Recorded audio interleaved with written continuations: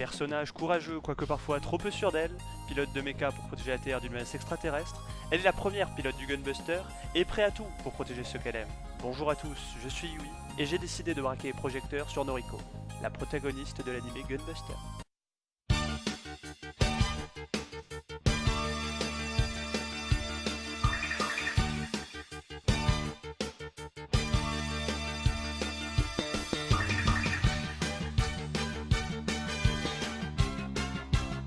Noriko Takaya est donc une jeune fille de 16 ans fascinée depuis toujours par l'espace. Il faut dire que son père était un célèbre capitaine de vaisseau spatial, mort au combat quand l'humanité fait la rencontre de son ennemi mortel, les aliens.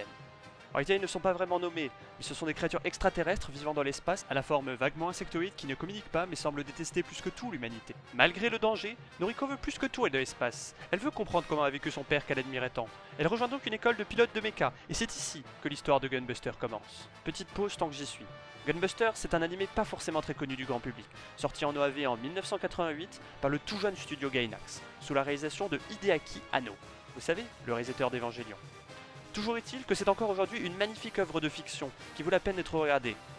Mais bon, je vais spoiler comme un bâtard, alors vous êtes prévenus. Le personnage de Noriko est un personnage qui évolue de manière radicale, je vais vous raconter le chemin qu'elle a parcouru pour se construire, puis je vous expliquerai pourquoi selon moi, elle fait partie des icônes de la Japanimation. Reprenons. Après un mois à l'école, Noriko n'est pas, mais alors pas du tout douée pour piloter un mecha. Contre toute attente, elle est sélectionnée pour partir de l'espace avec la très talentueuse Kazumi Amano. Plus que troublée par cette décision dont elle ne pense pas pour assumer les conséquences, elle supplie le coach responsable de ce choix de la laisser tranquille. Ce dernier ayant connu le père de Noriko, il voit en elle un potentiel qu'elle n'imagine même pas et va la convaincre de persévérer pour atteindre ses rêves. Et c'est après un entraînement digne de Rocky Balboa que Noriko... Oui, les mechas font des ponts. Gainax, je disais, que Noriko va prouver sa valeur à toute l'école dans un duel singulier. Noriko va ensuite découvrir l'espace et les conséquences des voyages à grande vitesse. Dilatation du temps, tout ça, ce qui va accentuer son retard par rapport à ses autres camarades.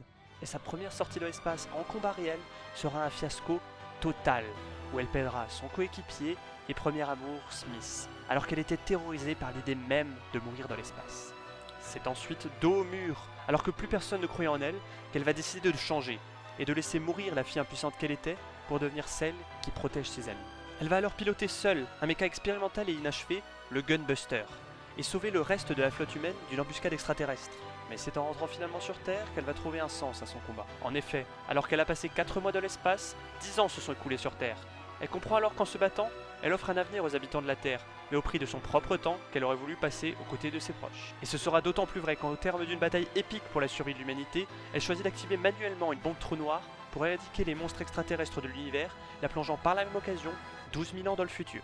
Alors oui, Noriko n'est pas un personnage très profond. Son caractère varie entre pleurnicheuse qui manque de confiance en elle et une badass à la détermination et au courage sans fin. Néanmoins, son parcours est intéressant. Elle a connu des échecs, le doute, la peur, avant d'enfin devenir quelqu'un qui réalise des choses incroyables. Et ça, c'est beau. Ses actions ont de l'impact. Son sacrifice ne lui coûte certes pas la vie, mais la prive de la vie qu'elle aurait pu avoir à son époque, et elle fait ça pour les autres. Peu importe à quel point c'est douloureux. Mais ça ne suffit pas pour devenir une icône, n'est-ce pas? En effet, des gens auraient pu l'oublier. Mais la trace qu'elle a laissée dans la Japanimation est juste hallucinante. Tout d'abord, on peut parler de Diebuster, un hommage à Gunbuster, qui reprend l'univers des milliers d'années après les événements de ce dernier, et où le personnage principal est fasciné par la légende de Noriko et cherche à lui ressembler, ce qui nous montre à quel point elle a marqué son propre univers, mais également le nôtre. Si on observe ce qu'est devenu le studio Gainax, ainsi que le studio Trigger, qui est plus ou moins la suite spirituelle du style de Gainax, le cheminement est évident. Oui, les doutes de Noriko sont un avant-goût du parcours psychologique de Shinji dans Evangelion. Oui, la physique très rebondissante des seins de Noriko et le fanservice qui était pour l'époque plutôt neuf et original sera largement repris par Gainax, puis par une grande partie de l'industrie. Mais ça, vous le savez déjà. Et oui, tous ces personnages déterminés, limite grande gueule, abordant fièrement une pose bras croisés du plus bel effet, ça vient bien entendu de Noriko.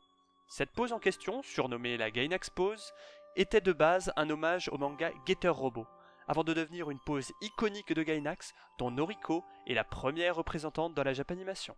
Encore aujourd'hui, presque 30 ans plus tard, on voit des traces du passage de Noriko. L'anime Animegatari, encore en diffusion et bourré de références à la Japanimation, a débuté avec une scène hommage à Gunbuster qui met en scène Noriko. Puis il y a Little Witch Academia, dernier animé du studio Trigger diffusé en 2017, dans lequel un épisode en particulier inclut un mecha et des petites références à Gunbuster comme la classique Gainax Pose ou ce plan avec un violet qui est bien trop kitsch pour ne pas sortir des années 80.